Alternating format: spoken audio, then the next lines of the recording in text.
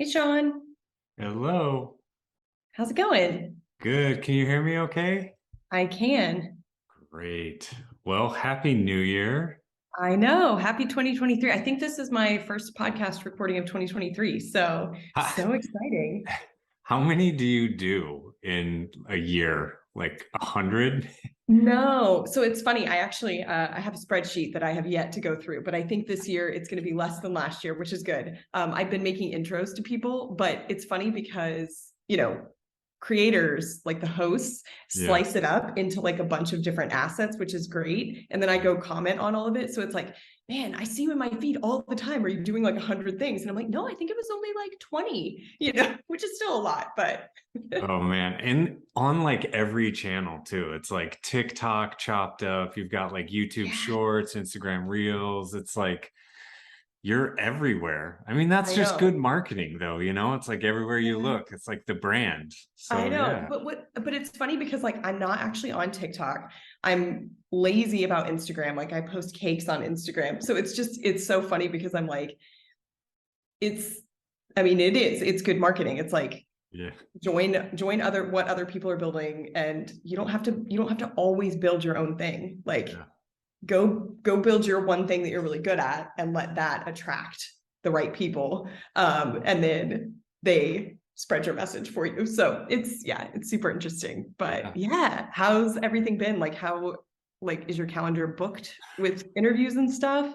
Well, the podcast is really just like it started off as just a labor of love. Like it was just fun. And I just Yeah. love talking to people and like Yeah. hearing. Yeah, I feel like you just learn so much quicker Yeah. if you could go like straight to an expert in a subject. And it's like instead of reading books and pouring through blog posts. And Yeah. at some point you get through I've been on the internet since forever. And so at some point you're just like, I need a new way to like get information. And then I was playing around with all the different media formats, and the video thing, like video podcasts, seems interesting because we're getting all of our AI data. So like in the far future, all the AI bots will just scrape our video feeds and create 3D models of ourselves. And I so this know. might not actually be us. We Right? might be copies of ourselves right now. We don't We know. might be deep fakes right now. Oh my gosh.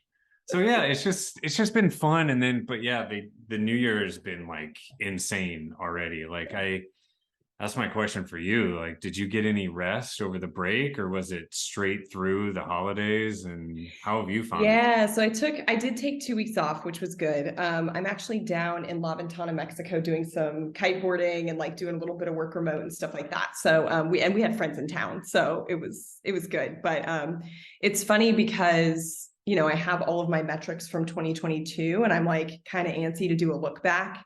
But I was intentionally trying to like you know take a break, and I'm kind of like, okay, but I actually like, I set goals and I want to see if I hit them, and like I kind of Mhm. want to do a look back.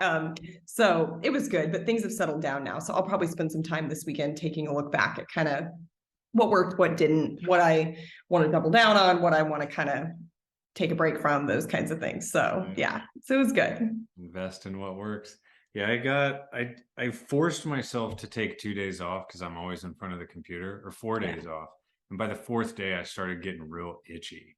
And I was like, I don't know if I could like quote unquote retire Yeah. because I just like what would I do with all my time? And I just kind of love this stuff anyways. And the day Yeah. goes by so quick. You're like, all Yeah. right, it's 8.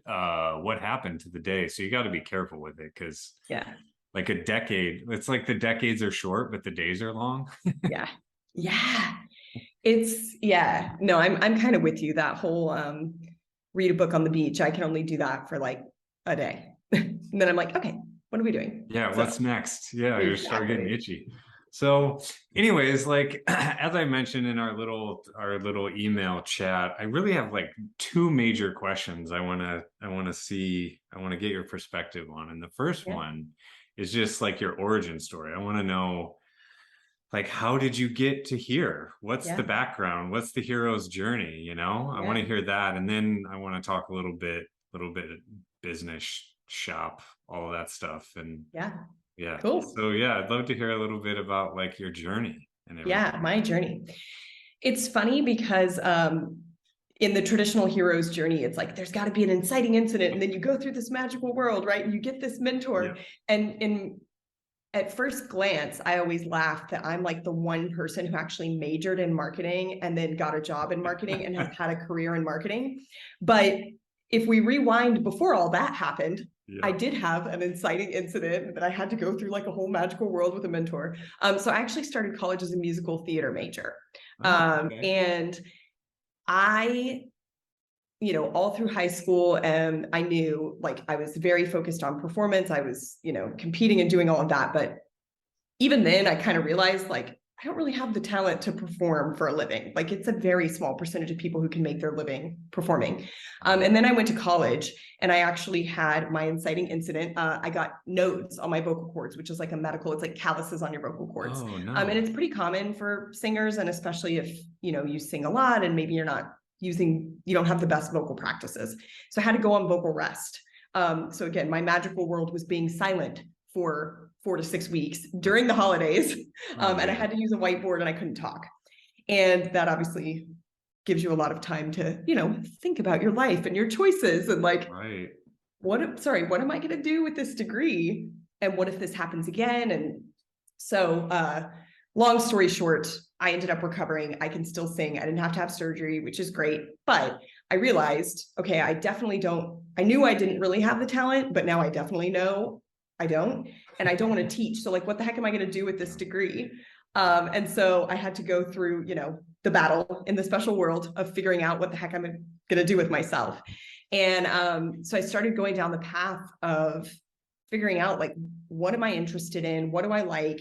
What kinds of careers are possible with those things? Yeah. And basically found marketing and went into my first like marketing 101 class. And I opened the book and it says marketing is about people. And I was like, yep, this is Ding. what I'm Yeah. doing now. Shut the book. And I was like, I have a major.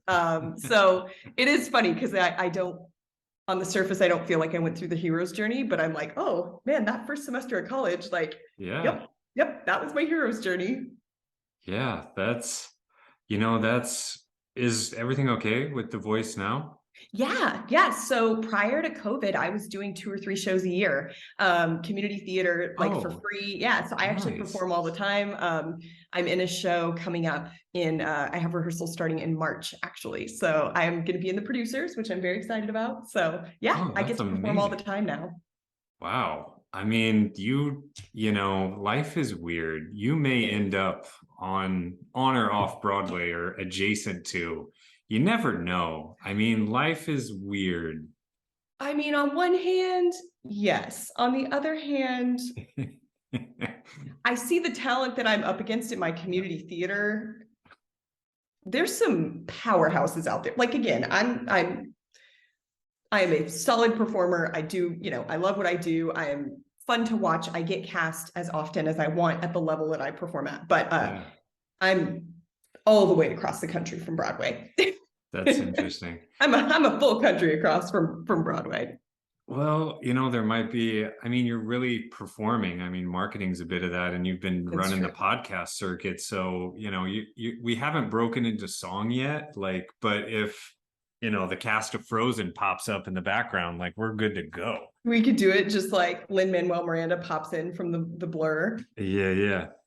But that inciting incident, it's one of the things I actually worry about because I think about my eyesight, not so much Yeah. the voice. And I have a friend who is, he's not sighted, right? So his whole life. And so a lot of the conversation I have with him on accessibility is like computing and the content out there, Yeah.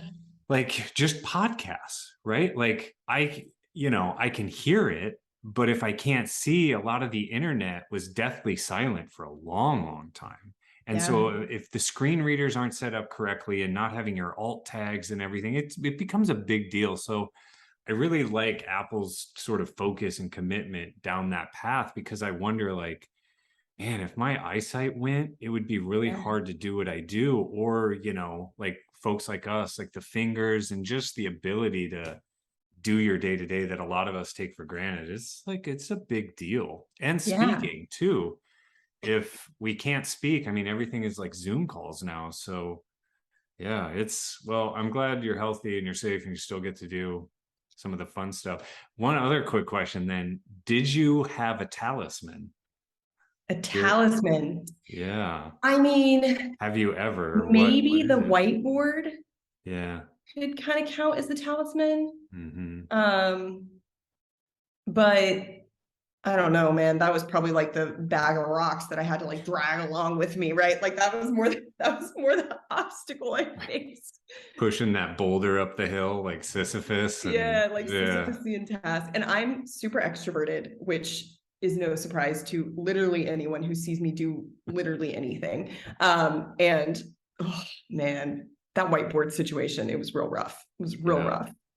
I think I saw Lady Gaga or somebody, one of the performers, musicians had that for a while. I was like, oh, that's rough. That's rough. Yeah. Yeah. Because it's slower too than you're used to.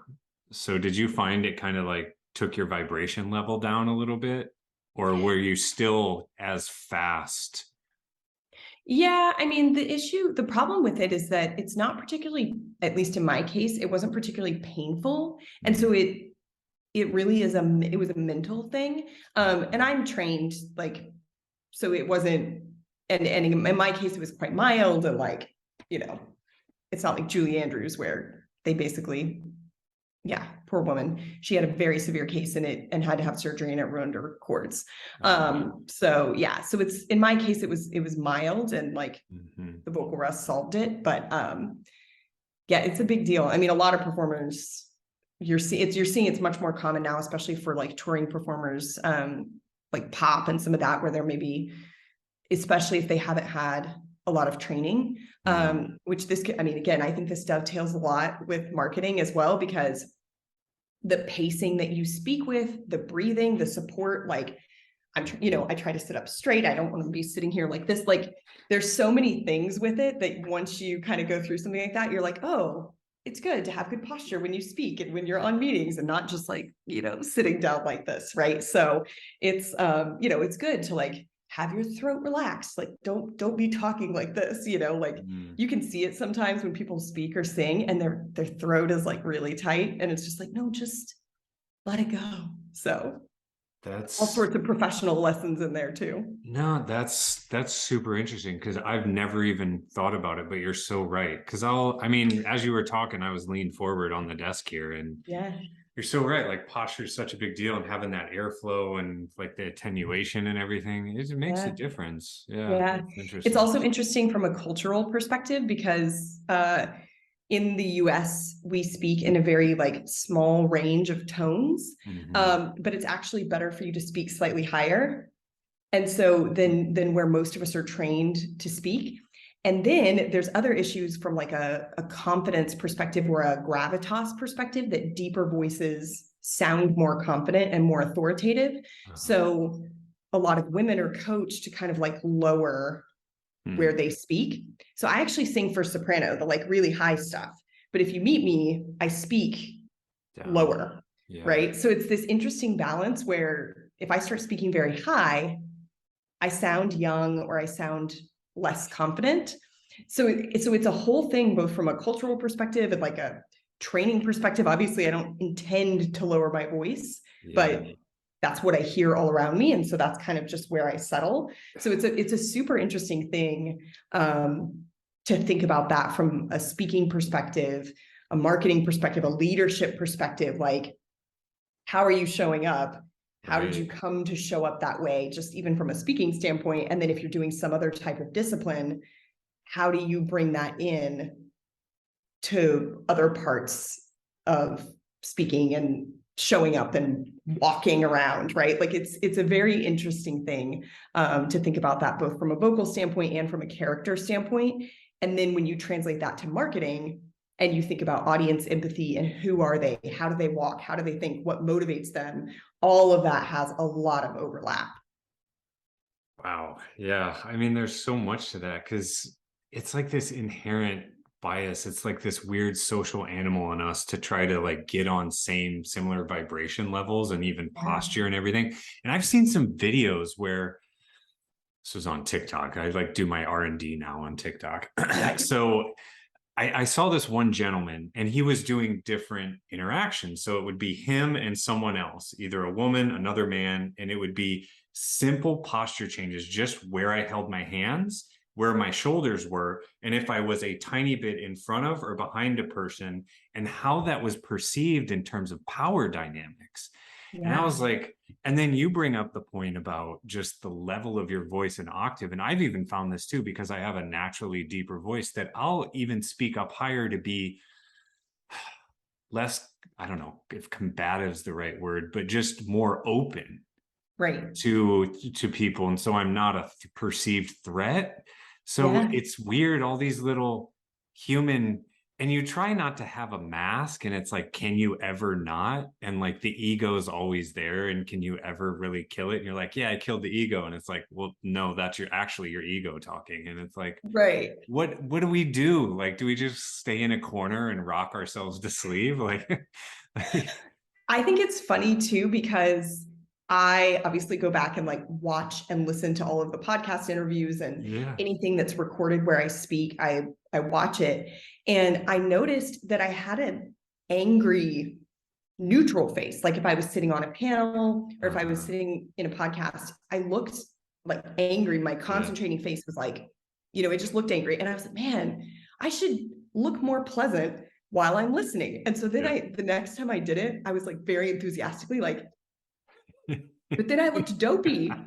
It's like, okay, how do I need to curate a pleasant, neutral, engaged listening face so that if I'm on a panel or if I'm listening on a podcast or something like that, that I don't look like a crazy person. And so I stood in front of the mirror and I was like, and you need just enough, because the other problem is, talking about cues,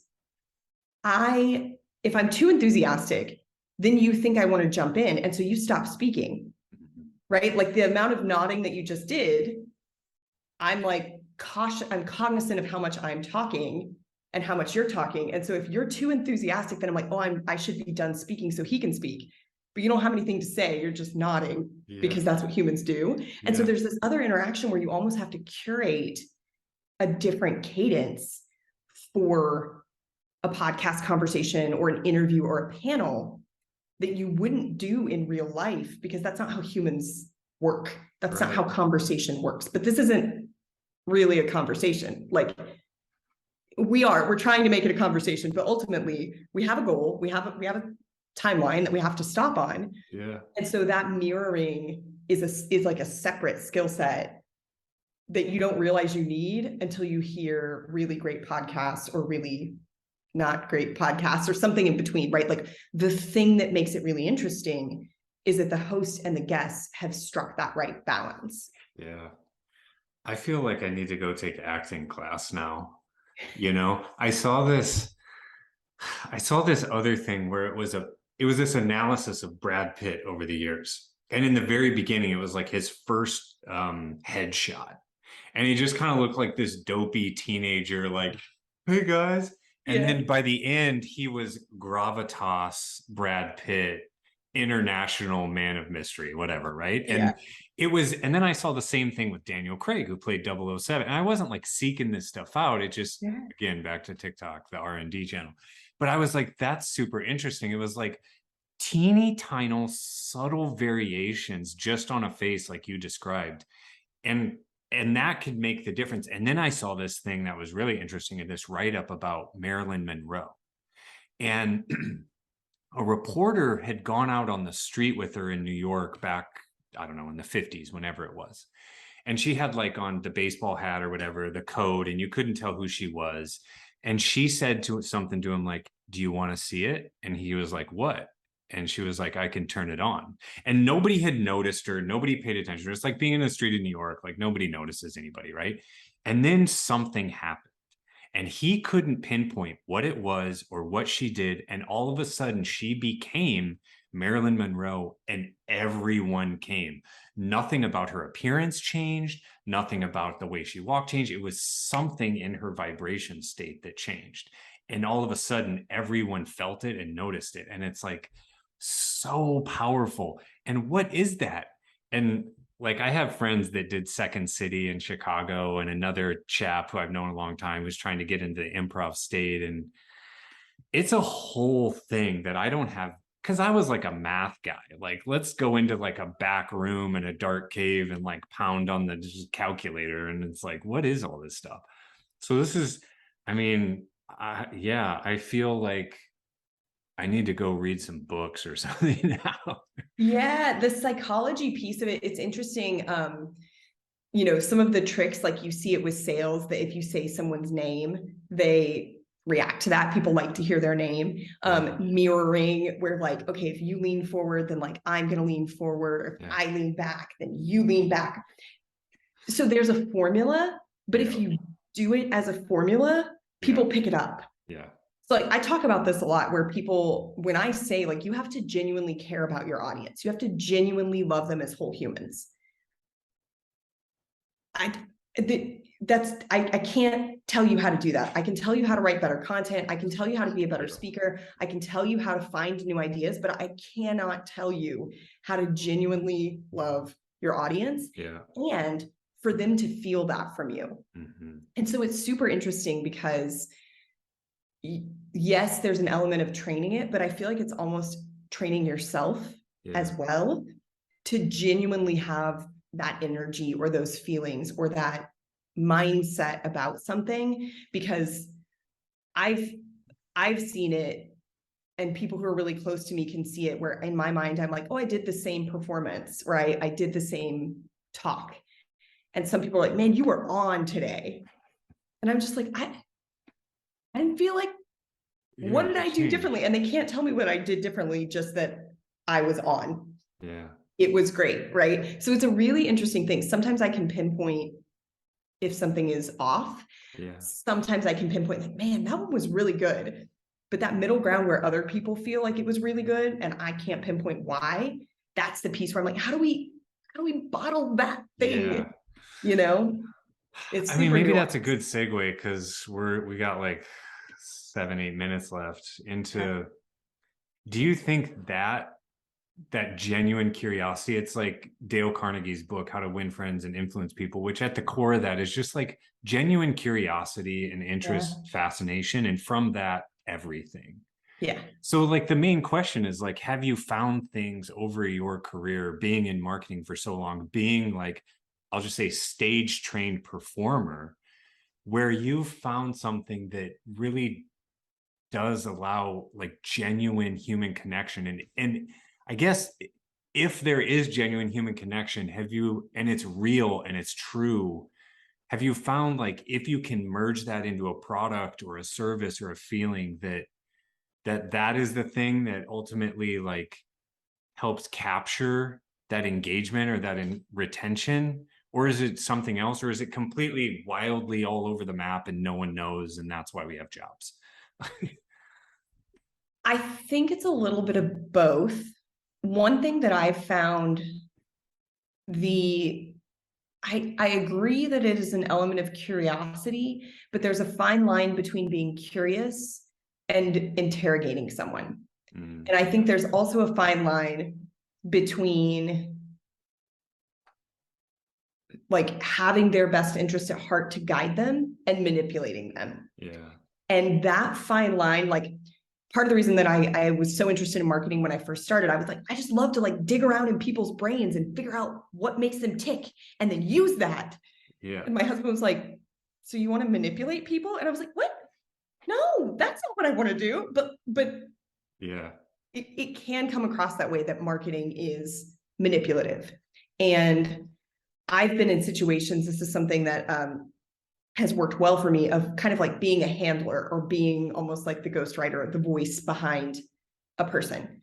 And several people have commented, they're like, how do you do that? Like, how do you handle them? And I'm like, I mean, I listen to them and I watch them and I do that. And then I do that thing.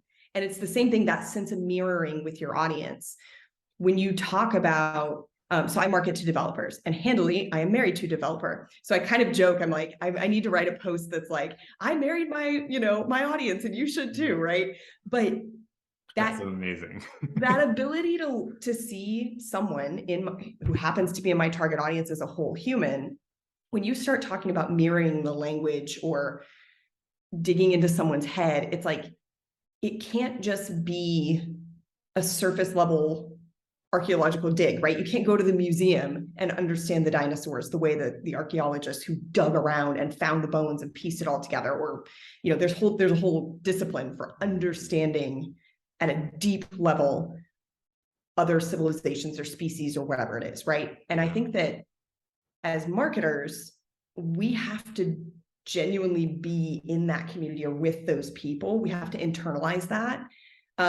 It can't just be, oh, I hung out on some forums and I picked up some of the lingo. Like, people can tell if you're using the lingo because you read about it or because you actually know what the lingo is, right? So I almost think it's that willingness to embody, even if it's only for a moment in a conversation, right? Like, I didn't come in here thinking we were going to talk about vocal performance and mirroring and all of these things, right? But I have enough knowledge and enough passion about that topic that I can mirror that back to you, and you can mirror that back to me. Like, we're both coming to this with a willingness to be in this space fully and together. Yeah. And not in like a woo-woo way, not in a like trust circle kind of way, but like, oh, we're not sharing our deepest, darkest secrets. But like, if you approach it with that openness to be in this and embody whatever it is that we're doing here, that I think does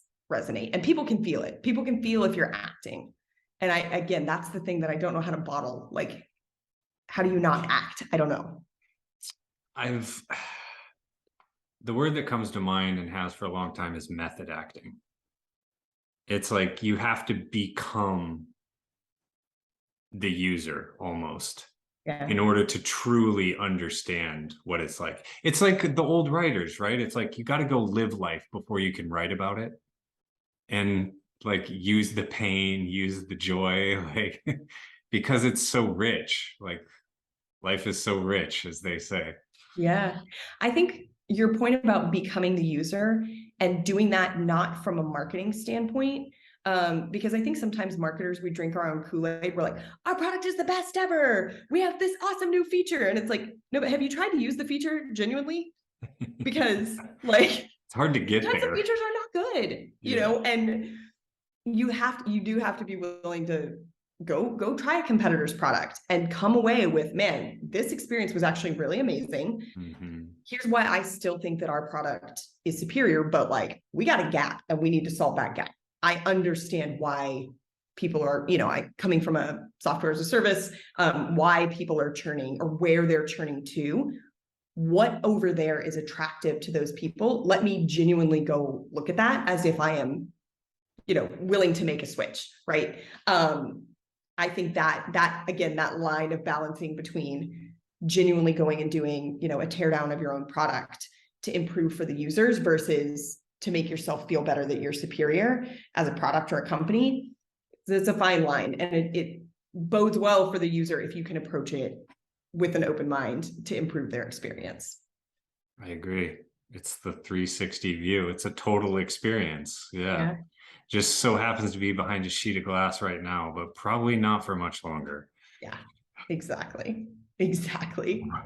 Well, this has flown by. This has been amazing. So thank you so much, Ashley, for stopping by. And I have work to do now. I need to go. I know. I've assigned you homework. You have to go read some Stanislavski and go check out, some Second City improv classes. I think it might be in my future in 2023. I like this journey for you. Well, your beautiful. Own hero's journey. Yeah, beautiful. Thank you. It's been such an honor and such a pleasure having you on today and getting to know you a little bit better. And so thank you for sharing your passion, your joy, and a bit of your background today. Yeah, thanks for having me. All right. Well, here's to a great 2023. I think good things are in store for us all. Indeed. All right, great. Well, I'll shoot this to you and we can you know, have a look at whatever, and Okay. we need to make edits, we can do that. And if not, no worries. And then we'll push it out there and Cool. be pretty easy. Yeah. All right. Sounds like a good plan. Good way to kick off the new year. There it is. All right, Ashley, thanks so Awesome. much. Thanks, Sean. All right, Bye. bye.